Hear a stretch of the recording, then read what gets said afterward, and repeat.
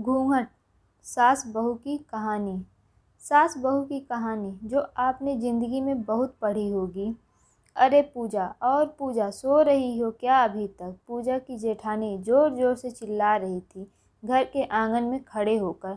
तभी पूजा भागती हुई अपने कमरे से निकली और बोली, दीदी आ गई मैं। जेठानी बोली, मैंने तुम्हें रात को समझाया था कि सुबह को जल्दी उठ जाना, तुम्हारी मुंह दिखाई की रस्म है। मैंने बोला रात में नींद नहीं आई, जगह नहीं थी और मन में थोड़ा डर था कि सुबह आँख नहीं खुली तो।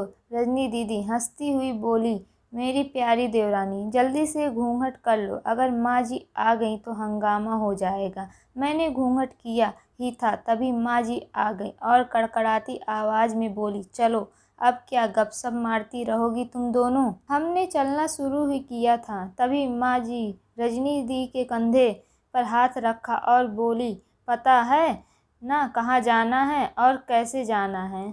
माँ जी ने बोला कि जब भी कोई बड़ा तुम्हारे सामने खड़ा हो तो हमेशा घूंघट में रहना। रजनी दीदी कुछ बोली ही नहीं, बस अपना सिर हिलाकर हाँ बोल दिया। मैंने भी बस अपना सर हाँ में हिलाया। माँ जी के जाने के बाद मैंने रजनी दी से पूछा, आप तो स्कॉलर हो और आप इन सब चीज़ों को कैसे निभाते हो? रजनी दीदी मुस्कुराई और बोली कि मैं तुम्हारे जेठ जी से बहुत प्यार करती हूँ, इसीलिए अभी तक चुपचाप सब चीज़ों को निभा रही हूँ।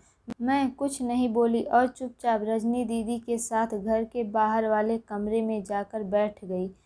वहाँ पर एक पड़ोस की आंटी जी बैठी थी और बोली कि यह कैसे बहू आई है, ससुर जी सामने खड़े हैं, ये यहीं बैठी है। रजनी दीदी मुझे वहाँ से उठाकर मेरे कमरे में छोड़ दिया। 6 महीने यूं ही छोटी छोटी चीज़ों में बीत गए। फिर एक दिन मैं राहुल के साथ साड़ी लेने गई।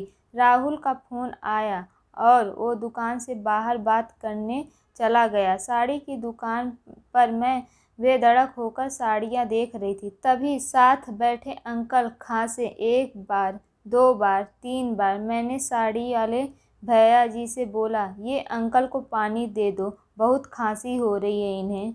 अंकल भड़क उठे और बोले, क्या बदतमीज़ लड़की है, लिहाज है या नहीं इसे? दुकान पर हंगामा देखकर राहुल बाहर से भागकर अंदर आया और अंदर आते ही अंकल जी के पैर छूकर बोला, अरे मामा जी आप यहाँ? मैं घबरा गई। दुकान से बाहर निकल कर आई, एक लंबा घूंघट करके गाड़ी में बैठ गई। राहुल बाहर आया और गाड़ी में बैठकर गाड़ी बहुत तेज़ चलाने लगा। हम घर पहुँचे ही थे तभी माँ जी ज़ोर ज़ोर से चिल्लाते हुए बाहर आईं तो देखा, आ गई महारानी साहिबा, ख़ानदान की इज्जत मिट्टी में मिलाकर। तभी रजनी दीदी आईं और बोली, माँ जी मेरी शादी के 6 साल हो गए, मैं अभी तक मामा जी को नहीं जानती, ये कैसे जानेगी? माँ जी ज़ोर से चिल्लाई, देखो कैसे चपड़ चपड़ ज़बान चला रही है। राहुल सबकी बात काटते हुए बोले, माँ ये दोनों सही बोल रही हैं, अगर ये हमेशा घूंघट करके रहती हैं तो ये मामा जी को कैसे पहचानेंगी? और माँ आज आपने मामा जी के फ़ोन पर तुमने घर की शांति भंग कर दिया है। पिताजी और जेठ जी अपना पक्ष राहुल के साथ रखा। माँ जी थोड़ी देर सोचने के बाद मेरे और रजनी दीदी के पास आई और बोली, तुम दोनों को अपनी मर्यादा पता है, मुझे उम्मीद है तुम कभी भी मेरा सिर शर्म से नीचे नहीं झुकने दोगी। हम एक परिवार के सदस्य हैं, हमें हमेशा साथ रहना, अच्छा वक्त हो या बुरा वक्त हो, हर सदस्य को अपनी मर्यादा पता है। माँ जी मुझे और रजनी दीदी को गले लगा लिया।